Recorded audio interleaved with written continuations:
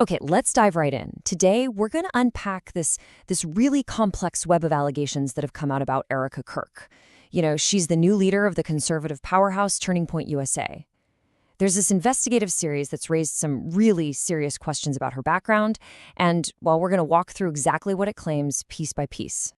Right off the bat, this investigation doesn't pull any punches. It opens with this incredibly provocative quote, and it basically frames its entire inquiry around trying to uncover what it calls consistent, observable patterns of behavior.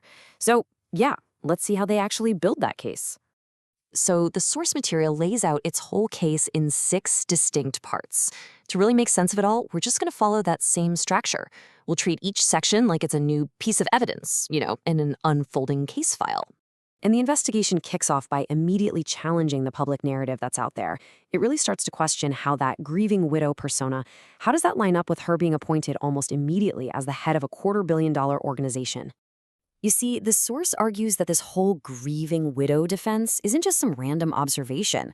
It claims it's a deliberate tactic, a kind of emotional manipulation designed to shut down any and all critical questions.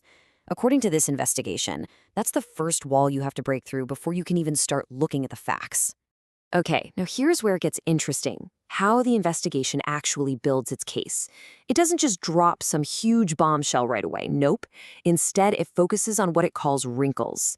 These are just a series of small, what seem like minor inconsistencies that, it claims, start to unravel a much, much larger fabricated story. So this first wrinkle that the source points to, it's the story of her upbringing. The public narrative we've all heard is that she was raised by a strong, single mother. But the investigation claims this is flat out contradicted by Erica's own words in an interview. She actually mentions her father was a stay-at-home dad for a while and was always an active part of her life. From there, the investigation dives deep into official documents, and this is where it presents the next layer of these wrinkles. Just take a look at this. According to the source, her parents' divorce filings have all these conflicting dates. We're talking 2 different birth dates for Erica, and get this, 4 different marriage dates for her parents. The series basically argues, hey, 1 or 2 of these might be a simple mistake, a typo, but a pattern like this points to something much more significant. So all these alleged inconsistencies in the official records, well, they lead the investigation to shift its focus directly onto Erica's mother, Lori. The source portrays her as, well, not some background character. It says she's a central figure with a really complex history that's absolutely key to this whole story. Next, the investigation digs into Lori's business history, and it uncovers a whole series of tech-related LLCs she founded over the years. I mean, you can see the list right here. The source starts asking, what did these companies like Eurotech and Techmetrics actually do? What did they produce or sell? But even more important than that, it highlights a single name that keeps popping up on these official documents right alongside hers. And trust me, that name is about to become very important. And yep, that name is Richard Urbanbeck. According to the source, he wasn't just involved in Lori's businesses, he also served as a witness on her divorce papers. And this is where the story really starts to expand, because the investigation alleges this connection ties Lori directly to a massive multi-million-dollar financial scandal. So then the source lays out what it calls the Urbanbeck scandal, and wow, it is a shocking series of events. It all starts with a home building company that defrauded hundreds of families. Bill Urbanbeck pleads guilty. Then, and this is a wild turn, his own sister wears an FBI wire to record her family plotting. And it all culminates with the father, Tony Urbanbeck, allegedly trying to hire a hitman from prison to kill a judge, an attorney, and even kidnap an FBI agent's kids. The key claim here? That Lori's longtime business associate was a part of this exact same family. In the scale of that fraud we're talking about, a whopping $34 million. That is the total amount the Urbanbeck company was found to have defrauded from banks and home buyers. And it's money that, reportedly, was never fully recovered. Okay, so we go from financial fraud, and then the investigation pivots to what is probably its most speculative claim yet. It's a huge question about Erica's paternity. And believe it or not, the entire argument is built on a tiny linguistic detail. It all starts with a simple Swedish word.